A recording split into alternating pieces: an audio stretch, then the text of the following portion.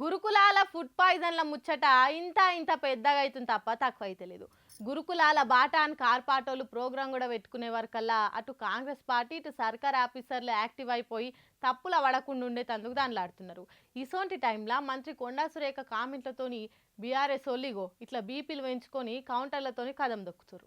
మా గులాబీ పార్టీ ఏలుబడిలా గురుకులాల పిల్లలు ఎవరెస్ట్ ఎక్కేంత మంచిగా చూసుకుంటే కాంగ్రెస్ సర్కారేమో పోరల ఆకలితోనే అల్మటించే కాడికి తెచ్చిర్రనుకుంటా గురుకులాల బాట పట్టిరు కదా బీఆర్ఎస్ వాళ్ళు. ఇదే టైంలో మంత్రి కొండా సురేకుండి గురుకులాల ఫుడ్ పాయిజన్లతోని జీవిడిచిన పిల్లల మీద కార్పాటోలకు అంత పాయిరం ఉంటే ₹1 ఇయ్యుర్రి అని మాట్లాడే వరకల్లా ఇంకింత మంటలు లేచినాయి. ఆ ముచ్చట మీదనే ఆర్చుకుంటా ఆర్ఎస్ ప్రవీణ్ కుమార్ ఉండి బీర్లు బిర్యానీలు రేవ్ పార్టీలు అనుకుంటా వీడియోలు చేసుడు తప్ప పిల్లల ఆకలి పట్టదా అనుకుంటా గట్టిగానే గరమైంది. ఇట్లా మీరు రోజు బీర్లు బిర్యానీలు రేవ్ పార్టీల గురించి వీడియోలు చేసే మీరు మా ఆకలితో అలమటిస్తున్నా, ప్రతిరోజు కూడా విషాహారం తిని తల్లడిల్లుతున్నా, విషాహారం తిని హాస్పిటల్ పాలైతే వైద్యం దొరకని దీనమైన స్థితిలో ఆర్తనాదాలు చేస్తున్న పిల్లలు బాధలు మీకు అర్థమవుతాయా సురేఖ గారు? ఒక మాతృమూర్తిగా మీరు మాట్లాడాల్సిన మాటలేనా ఇవి?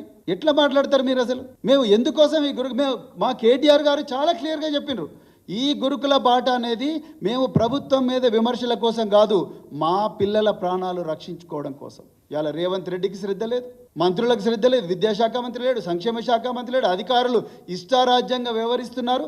అందుకొరకే మేము ఇలా గురుకుల బాట పెట్టినాం. మీరేం మాట్లాడుతున్నారు? మేము వృధా చేసినాం ఆ 99 కోట్లు. తీసుకురండి రికార్డులు, ఏం తీసుకొస్తారో. ఇట్లా ఓ దిక్కు మంత్రుల్ని మాటలు అనుకుంటేనే ఇంకో దిక్కు హాస్టల్ ఉండే పిల్లల తిప్పలు తీరుస్తందుకు బీఆర్ఎస్ పార్టీలు కొత్తగా ఏం ఆలోచన చేసి రోజు చెప్పుకొచ్చిండు. గురుకులాల పిల్లలకి ఎసొంటి సమస్యలున్నా ఇగో ఈ వాట్సాప్ నంబర్ కి చెప్పుర్రి అనుకొచ్చిండు. మరి వాట్సాప్ నంబర్ల ఎఫెక్ట్ తోనో వరుసగా బద్నామైతున్న ముచ్చట్లతోనో ఎట్లనో ఓ తీర్లా గాని పాపం పురుగులేని అన్నమో రామచంద్ర అని ఏడ్చే పిల్లల బాధలు బంద్ అయితే గంతే చాలు. ఏమంటారులా?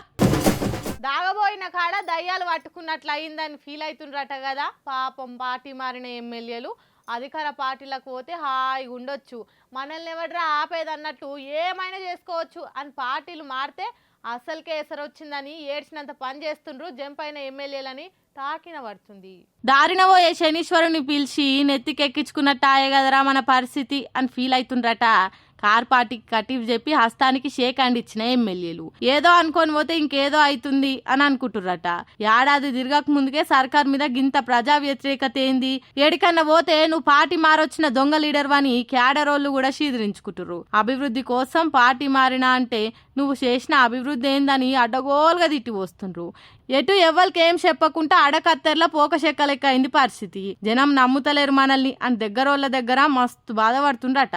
మీది మబ్బులు చూసి శంబుల నీళ్ళొలక పోసుకున్నట్టు అయింది. కార్ పార్టీలనే ఉన్న బాగుండు, పబ్లిక్లు ఇంత పతార పెరిగేది, ప్రతిపక్షంలో ఏమన్నామన్న సానుభూతాన్ని వచ్చేది, వ్రతం చెడ్డ ఫలితం దక్క అన్నట్టు కూడా లేకపాయే అధికార పార్టీలు ఉన్నందుకు అని ఇప్పుడు నెత్తి కొట్టుకుంటుర్రని ఇంటర్నల్ టాక్స్ వినబడుతున్నాయి పొలిటికల్ సర్కిల్లా.